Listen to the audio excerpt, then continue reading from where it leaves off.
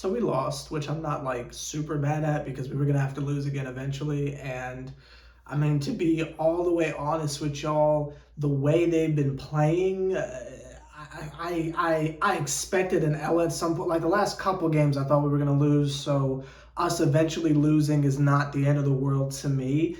I know we're aggressively fighting for a playoff spot, but the teams under us are so fucking terrible. I'm not like, oh god, this one loss against another playoff. Like, we'll be fine. Fuck the Sparks, we'll be fine.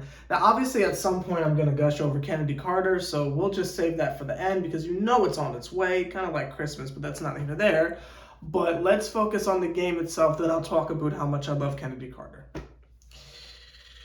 Tiffany Hayes cannot carry us to every victory. That is not fair to Tip in the slightest. She is incredible. She's amazing. She's doing everything. She's clearly a 3-level scorer. I mean, she can do fucking everything. She goes hard on defense as well, goes for the 50-50 balls. In fact, that's why she got hurt again. The severity of the injury, I'm sure we'll find out soon. Tomorrow's game is against the Storm, so goddamn. So we'll find out what's going on with that at a later date, or if the news is already broke, because I tend to make videos late, but that's not here or there. I mean, it's just, to me, again, it goes back to coaching. And during the fall, winter, and a little bit of spring, I cover the Brooklyn Nets, and I'm sure we're all aware, if you are any form of a subscriber to any of my other channels, the drama and shit that I go through with the Nets, specifically head coach Steve Nash.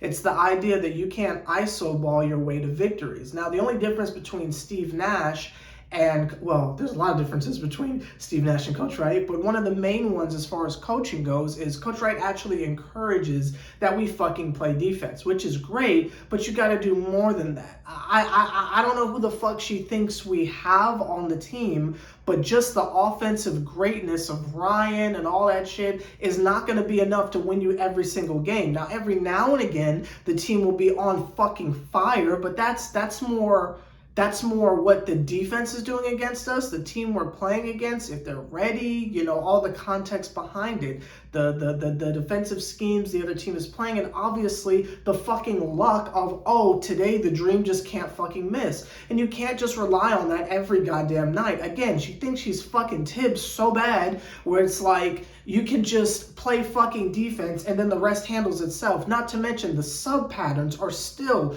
so fucking questionable. If you're having an off, and not an off game as in she's not scoring, but an off game as in she's not being very aggressive from Erica, then that's when you put fucking Ari McDonald in. The motherfucker had like 18 points. Let her fucking play. If she's going to be aggressive, if she's going to attack the basket, if she's going to hit the threes, put her in. If it's a 5-point game, we're trying to close it out. Another thing, if fucking Cheyenne Parker is having an off game, and again, that's because she's fucking hurt. She just got the fuck up and continued to play. Same thing with Erica Willard, but that's not even there. If they are having an offensive night where their production is not as high as you're normally accustomed to, number one, draw a play for a nigga, because again, Cheyenne Parker is not just a posty-toasty type player. She can hit fucking threes. And goddamn, if we ran a play for Erica Wheeler even once that wasn't just take a nigga off the goddamn dribble, then maybe we see some fucking results, but that's not here or there.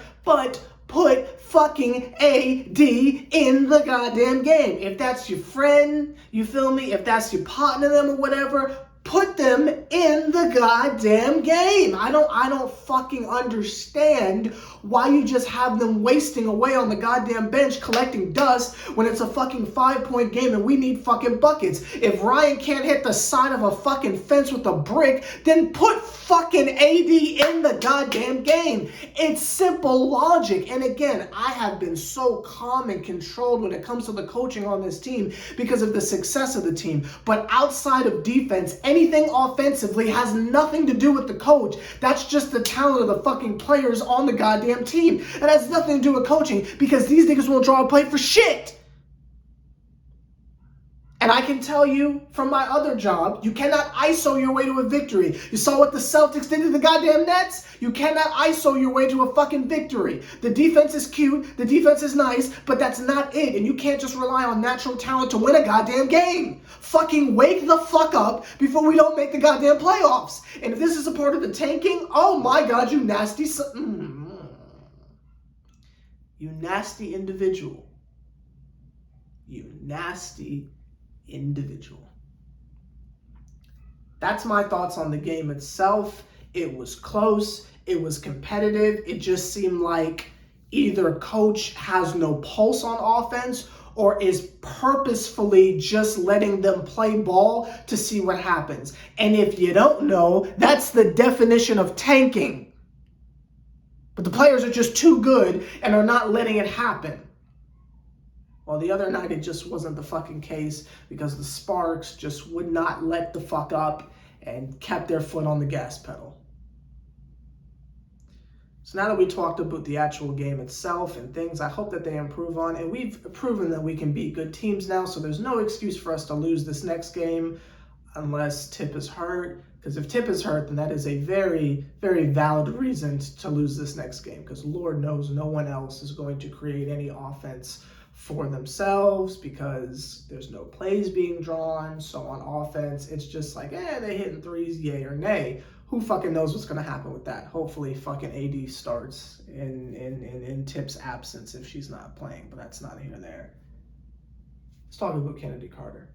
Now, Kennedy, I'll say she looks comfortable. That's the best way to describe it on the Spark. I've only seen her twice now. I saw her in person. That was a bucket list moment. She looked at me for like 2 seconds. I was like, Kennedy! And then she looked the fuck away. So I was like, oh, okay, she don't fuck with me. But that's fine. Really, no one who's ever played on the Dream should fuck with the kid.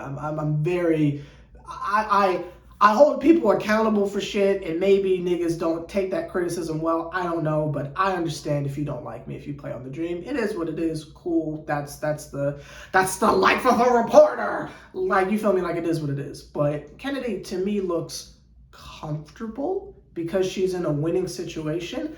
I just feel like she would be happier if she was actually a part of what was going on. Now, she's legitimately coming off the bench with Liz Cambage, which Liz is coming off the bench because of injury. Kennedy's coming off the bench because brain dead coaching. But, you know, I just hope that when the playoffs get here, and the Sparks will make the playoffs, I'm putting it out there, they're going to make the playoffs, I'm hoping that she has some type of breakout game to prove to everyone and remind everyone, hey, this is a generational talent you have sitting on the bench not doing shit.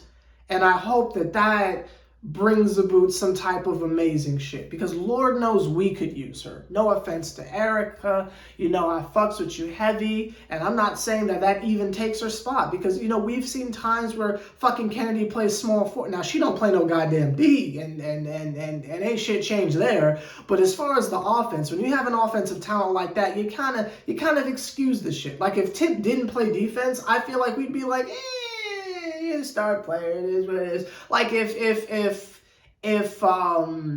Ryan Howard didn't play any defense, but she was still the fucking offensive dynamo that she is, we'd be like, that's the star player who gives a shit. I feel like we should have had the same type of energy with Kennedy Carter. For some reason, we didn't, and I didn't understand that. We had the same energy with Courtney Williams. You know, she didn't play any goddamn D, but she was a bucket, and it's like, oh, good for her. We don't care that she doesn't play D. But it's a double standard for Kennedy. I never understood why she was judged so harshly, but that's not here nor there.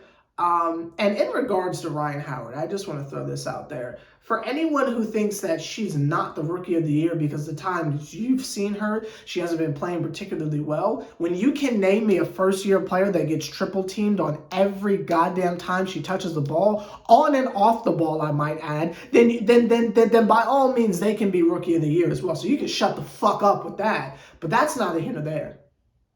Let me know your thoughts down below. Sever the bond. I'll be watching the game somewhat live. Again, somewhat live. So I'll try to get a video out in a more reasonable time tomorrow. I'm going to be at work, so I'm going to, try to kind of have the game on TV. But it's not here nor there. Let me know your thoughts down below. Sever the bond. See y'all motherfuckers later. Hoodie Fish. Ah.